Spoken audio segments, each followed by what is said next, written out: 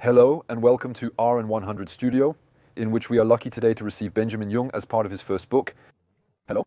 We're going to talk about circumventing sanctions, about the situation in Russia, about how they managed to continue their war, even though they should no longer have Western components. Is that it? That's about it, yes.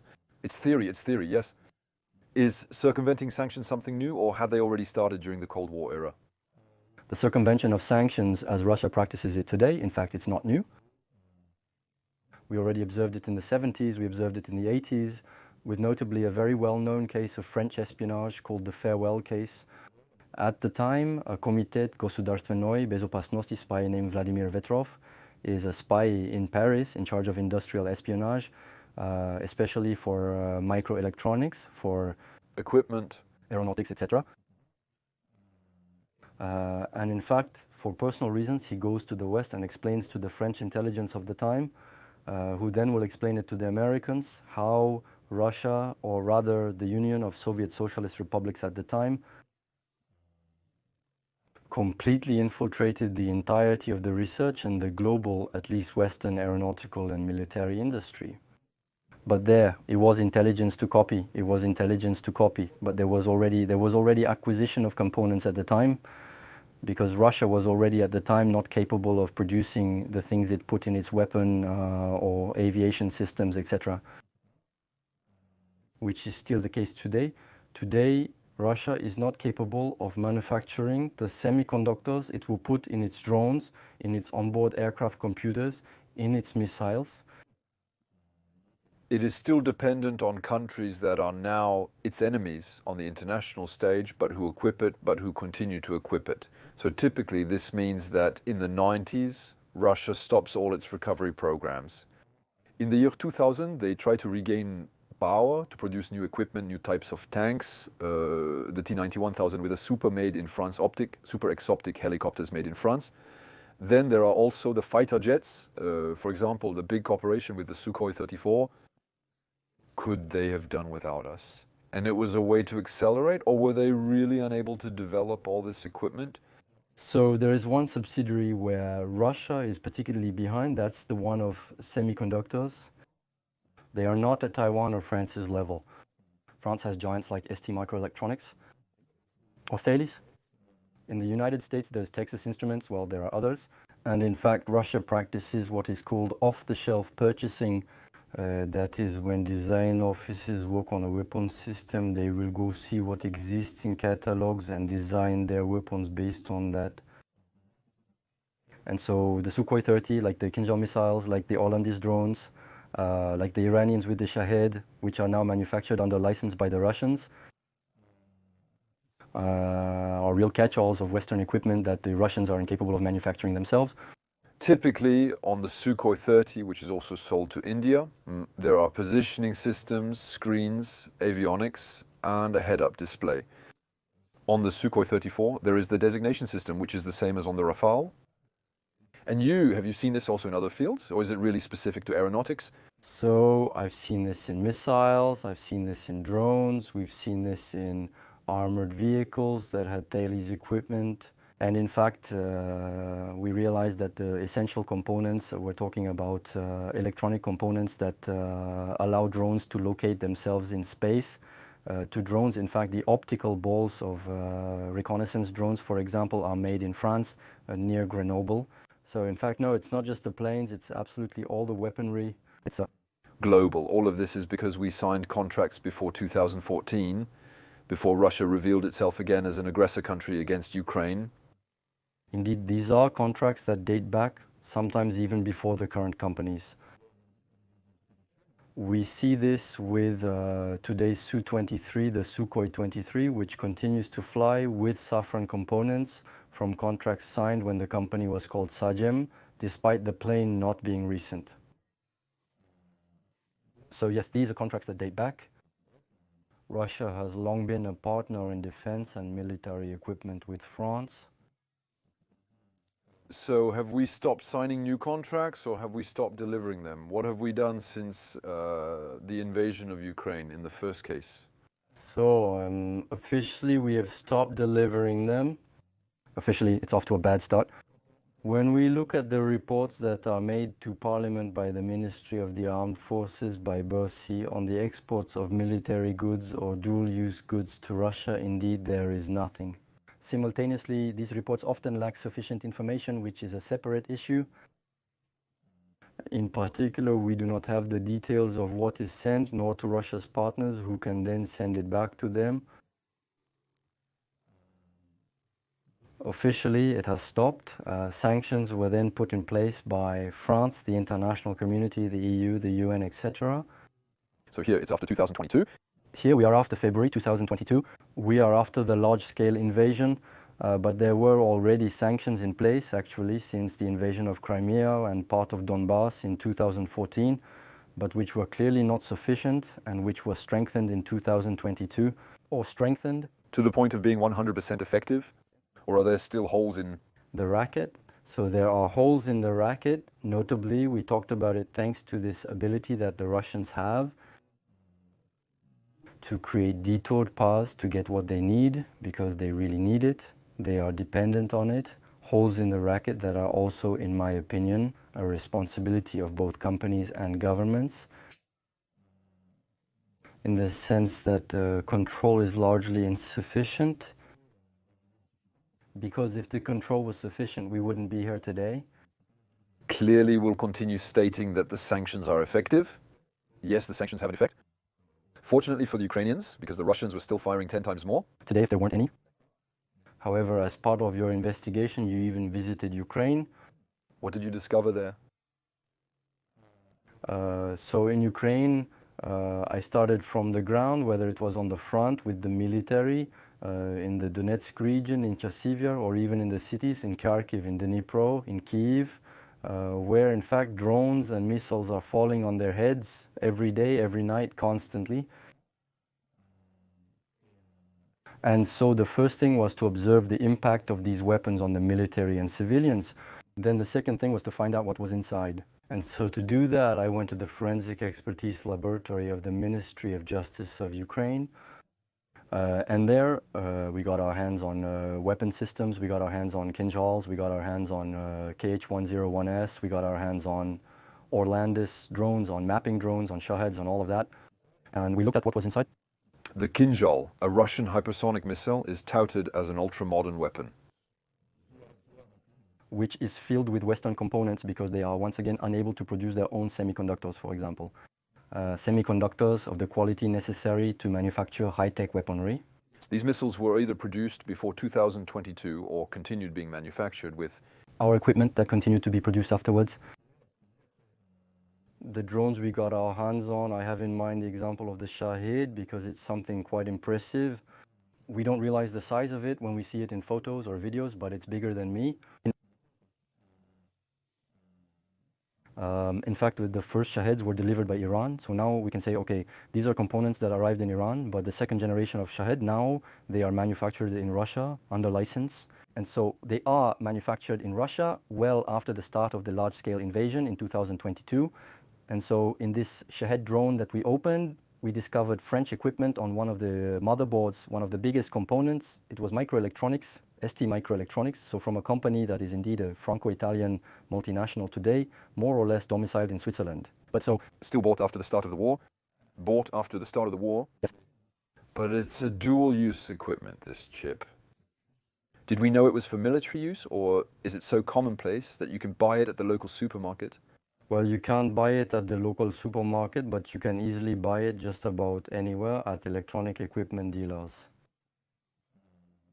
But these are goods that are considered dual-use goods. And dual-use goods, in fact, are goods whose exports are strictly monitored, each export must be validated by an interministerial commission of dual-use goods, which includes the Ministry of the Armed Forces, which includes Bercy, which even includes agriculture, which includes the General Directorate for External Security. In this case, it doesn't work. And here we wonder how these kinds of components, which are manufactured in France, end up there. Because if investigative journalists, civil society people, there are NGOs working on this, there are investigative journalists, I'm not the only one. There are Ukrainians, French, English working on this subject. If these people manage to know what are the systems for circumventing sanctions, what are the routes these cargoes take, we can very well imagine that an interministerial commission or even the service in charge of export control within these industries are able to know as well. There is an example you gave in the book that is quite telling. It's this famous export of systems that allows for the liquefaction of gas. Yes. Can you explain a bit about this incredible story? So yes, the first question I answer in this book is what are the Western components found in Russian armament and how do they get there? The second question is, how does Russia continue to finance the expensive equipment it uses to wage war, which costs more than in the past, and which costs it more expensive than in the past due to sanctions? One of the big answers is energy. Russia is long positioned as a global leader in liquefied natural gas, for example, which it extracts in Siberia, notably in the Yamal Peninsula. And natural gas that it extracts, thanks to two main French partners, by a Russian company called Novatec, but which is partnered with the French Total Energy and the technological counterpart, engineering technical called Technip with a P. This company, Technip, manufactures what are called liquefaction trains. Liquefaction trains are huge machines that are several hundred meters long, tens of meters high, manufactured in China by Technip, and then imported by ship, by icebreaker, by sea to Siberia. These machines will be used to liquefy this natural gas to make it usable for a variety of end uses. In fact, Technip was quite troubled because it had manufactured these liquefaction trains, which cost it very, very expensive. Which are elements that are under sanction because they allow Russia to produce its energy. Built them despite the sanctions, or? Then they had started war. They built, they have been on it for a long time. These are things that take a long time to build, but which continued despite the war. But once the sanctions were implemented, the items had to be delivered from China. And there the technique found itself in a real bind.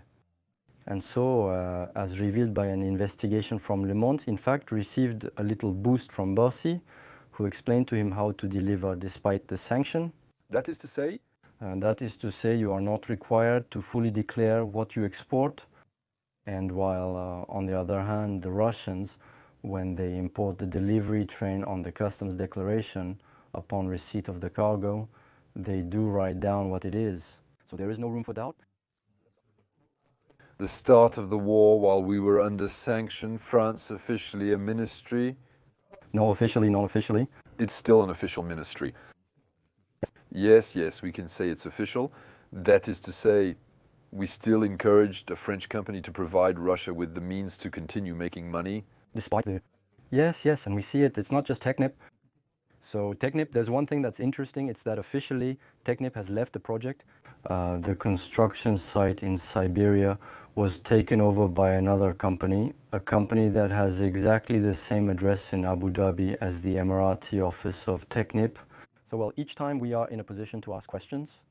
Yes, maybe it's not the same floor and it's just a coincidence. Yes, that's it. Yes, let's say that. Are we moving today? Are we doing more? Are we adapting to the behavior of sanctions, for example? Not very long ago, we saw that it was via Kazakhstan that the Russian Sukhoi 30s continued to receive spare parts coming from France once again because the Sukhoi 30s are bristling with French equipment.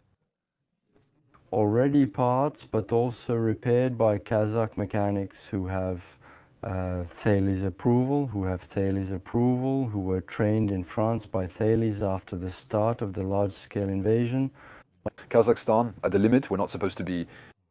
Yes, at the limit, sure, but when we look at the investigation that came out on Informe Napalm on the subject, it's still a company that was created in anticipation of the sanctions that were going to be put in place, which was created by Russians with their Kazakh partner, which was created just before the invasion. And the companies, whether it's Safran, whether it's Thales and others, continue to send spare parts to this Kazakh company after the start of the war. Well, when a Kazakh company, we send them Sukhoi parts to mechanics who are able to work on Russian planes. You don't have to be a Nobel Prize winner, do you, to suspect that potentially it could be used for something?